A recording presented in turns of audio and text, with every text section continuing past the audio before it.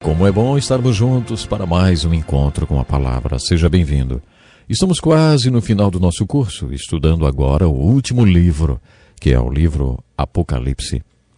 No último programa falamos sobre a expressão os 7 Espíritos de Deus, que aparece 3 vezes no livro do Apocalipse, nos capítulos 1, versículo 4, no capítulo 4, versículo 5 e no capítulo 5, versículo 6. Dentro do simbolismo também são citadas 7 lâmpadas de fogo, os 7 candelabros diante do trono, representados aí os 7 Espíritos de Deus. Eu gosto particularmente do capítulo 5, versículo 6, que diz assim: Depois vi um cordeiro que parecia ter estado morto em pé no centro do trono, cercado pelos 4 seres viventes e pelos anciãos. Ele tinha 7 chifres e 7 olhos, que são os 7 Espíritos de Deus enviados a toda a terra. Estudiosos afirmam que chifres na Bíblia representam poder e olhos, sabedoria. Por isso João está dizendo que o cordeiro que parecia ter sido morto é uma expressão completa do Espírito de Deus que expressa o poder e a perfeita sabedoria de Deus. Quando Jesus Cristo foi sacrificado como um cordeiro, sua morte foi uma expressão da sabedoria perfeita e do poder de Deus.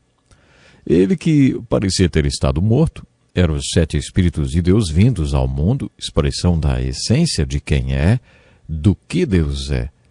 Portanto, quando Jesus morreu na cruz, ele foi uma expressão completa do Espírito de Deus. No final do último programa, comentamos sobre a profecia de Isaías, fonte bíblica do simbolismo usado pelo apóstolo João no livro do Apocalipse, quando se referia aos 7 Espíritos de Deus. Ouça mais uma vez esta profecia de Isaías, dos 7 Espíritos de Deus, cumprida na vida de Jesus Cristo. Assim escreveu Isaías: Um ramo surgirá do tronco de Jessé, e das suas raízes brotará um renovo. O Espírito do Senhor repousará sobre ele. 1. O Espírito que dá sabedoria. Temos aqui o Espírito 2. E entendimento. 3. O Espírito que traz conselho. 4. E poder. 5. O Espírito que dá conhecimento. 6. E o Espírito que dá temor do Senhor. 7. O Espírito do Senhor foi muito importante no ministério de Jesus.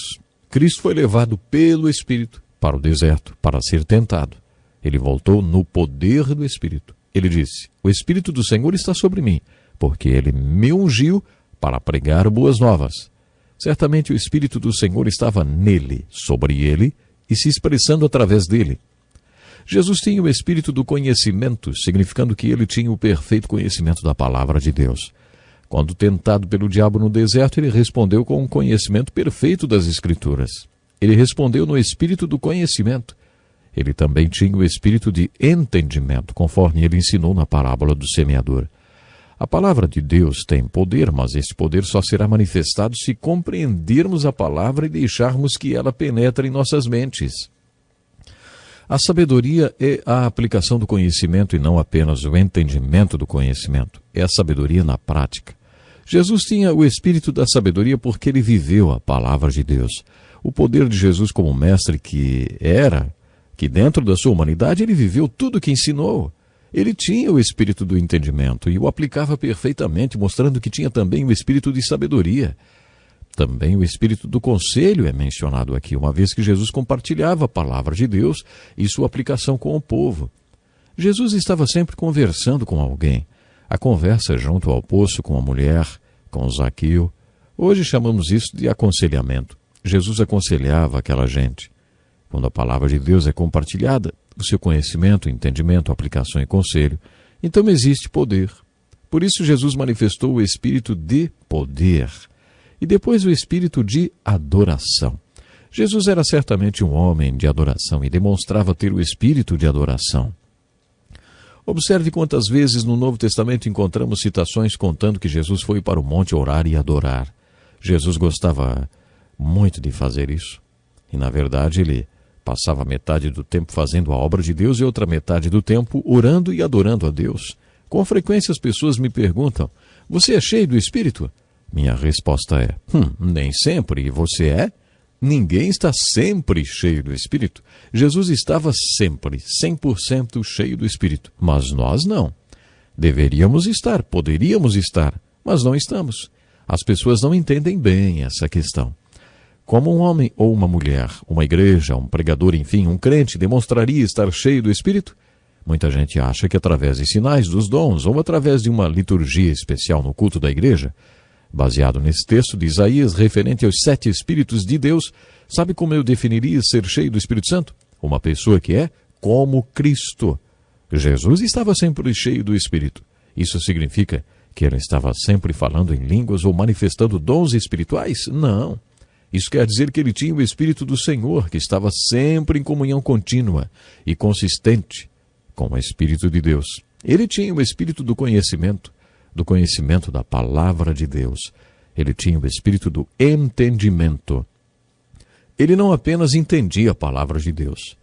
Ele compreendia as pessoas e sabia como a palavra de Deus deveria ser aplicada em suas vidas.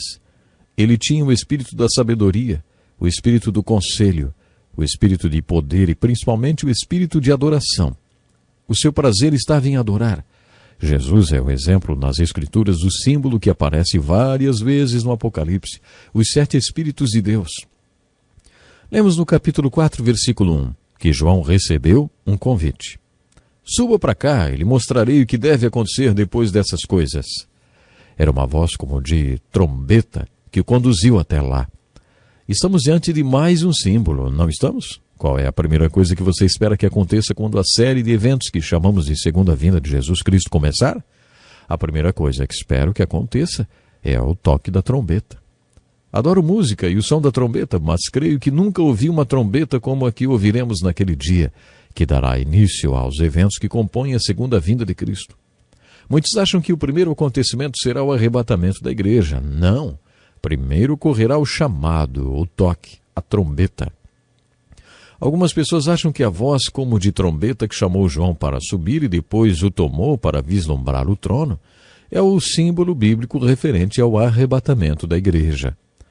João vê um mar de vidro em frente ao trono. Esse também é um símbolo bíblico. Tanto no tabernáculo como no templo de Salomão havia o lavatório para lavagem e limpeza.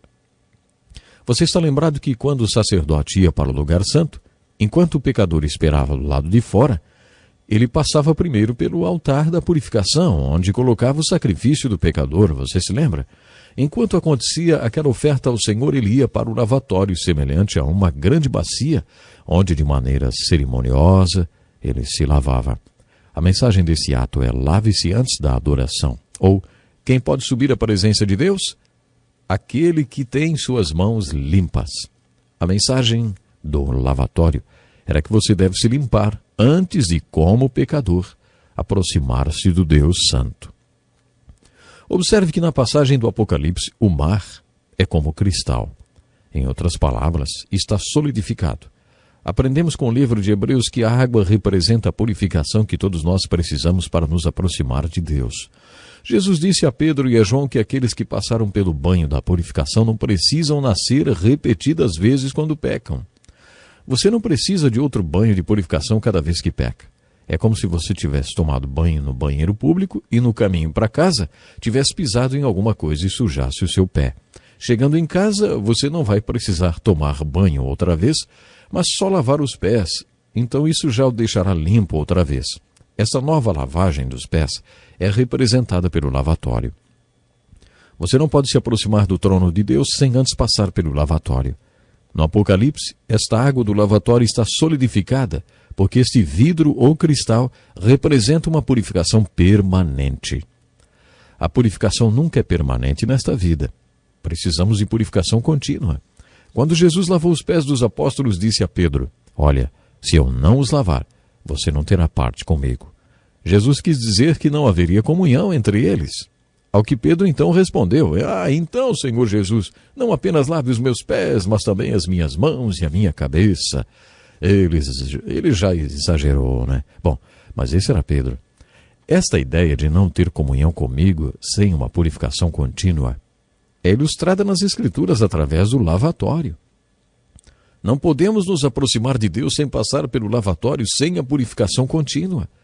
Mas no livro do Apocalipse, ela é o mar de vidro, representando uma purificação completa e permanente, para sempre limpo. No capítulo 5 encontramos outro símbolo, um livro perfeitamente selado com 7 selos, e ninguém que conseguia abri-lo. Isso nos remete ao livro de Ruth.